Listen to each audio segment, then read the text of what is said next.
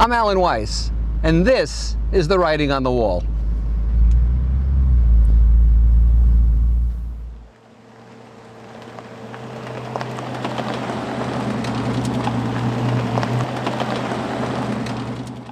Hi, I'm Alan Weiss. Welcome to Writing on the Wall. This is episode number 43. I call it Dog Days. That's right, Dog Days. People talk about the dog days of summer. Have you ever heard that phrase, the dog days of summer? Here's a tidbit for you. They're often called, or they used to be called, the canicular days. The canicular days, the dog days of summer. And these were supposed to be the hottest days of the year. And the reason is, that's when the star Sirius rose. And Sirius, of course, is supposed to be the hottest star. So that's where the dog days came from. And as I've studied psychology and gone off the beaten path, off the reservation, I found out a lot about dogs. And what I found out is that dogs are absolutely content and happy doing nothing at all. Perfectly content doing absolutely nothing. I'm going to show you an example of that right here. So what are the lessons that we can learn from this wonderful demonstration of ultimate happiness doing very little? Well, number one, you don't whine or give up. This past Christmas, we had the grandchildren up here in the living room, and we were opening gifts in the morning as we do. My daughter and her husband, the grandchildren, my wife and myself, my son. And the room had been sort of baby-proof, so the kids couldn't crawl out and down the steps. And Koufax came up the steps and found out that the baby-proof mechanism was working. He couldn't get into the living room. And I thought he was going to start to whine or try to knock it down. He didn't. He reversed course, walked down the steps, through the living room, through the eating area, through the kitchen, up the steps, through the dining room, and into the living room. He chose another route. So if Koufax can do that, so can you. Don't whine. Find a way to get things done. Number two, try to interpret things. Try to understand what people are asking you.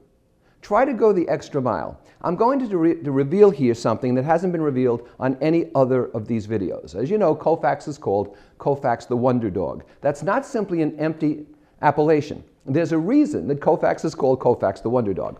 We have house sitters. When my wife and I leave and vacation, or I'm off for work and she joins me, and during one of these vacations, when we were in the islands, not close, our two house sitters, man and woman, lovely young people, walked out the door over here, and unfortunately, when they did so, locked themselves out of the house.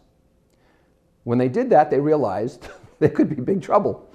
And so what they did was they went into our SUV, which was parked outside, and they hit the garage door opener mechanism that's built into it, and through some atmospheric oddity, it actually opened the garage door in the back of the house. So they rushed in there, but the garage door leading from the garage into the house was also locked. At that point, and I kid you not, this is the absolute truth, they started to call for Koufax. And they heard Koufax scratching at the door, and they said, "Koufax, up, up," and they started to knock where the deadbolt was, because on the inside of the door, it doesn't take a key, there's a deadbolt that goes back and forth. And on the 7th or 8th, or who knows, 20th or 21st vertical jump, Koufax stood up and actually knocked the bolt back, opened the door, they got into the house, and Koufax became Koufax the Wonder Dog. He still tells his friends about that. Try to interpret what's asked of you. Try to react to what's needed. Number three, adapt to new technology. Not for technology's sake, but as it helps you.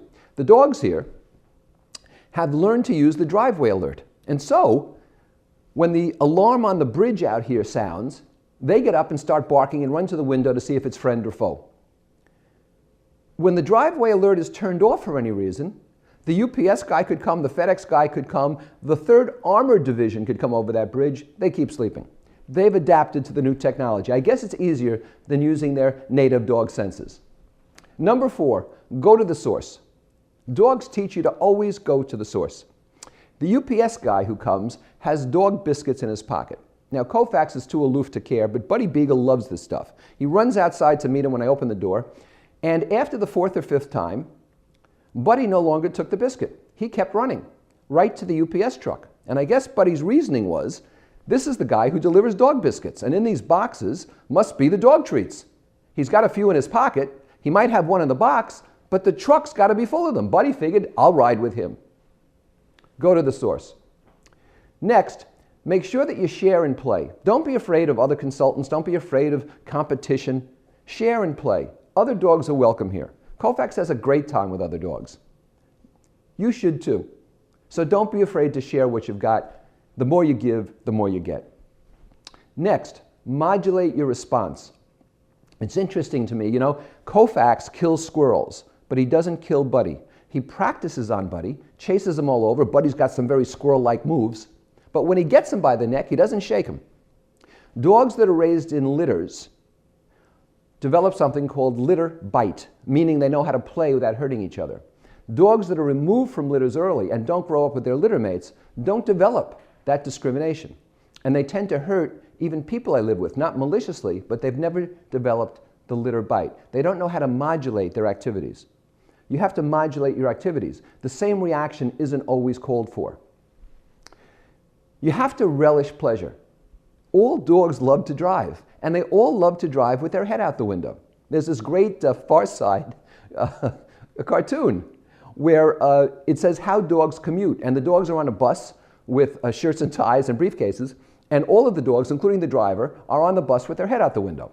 Dogs relish life, so should we. You should demand rewards.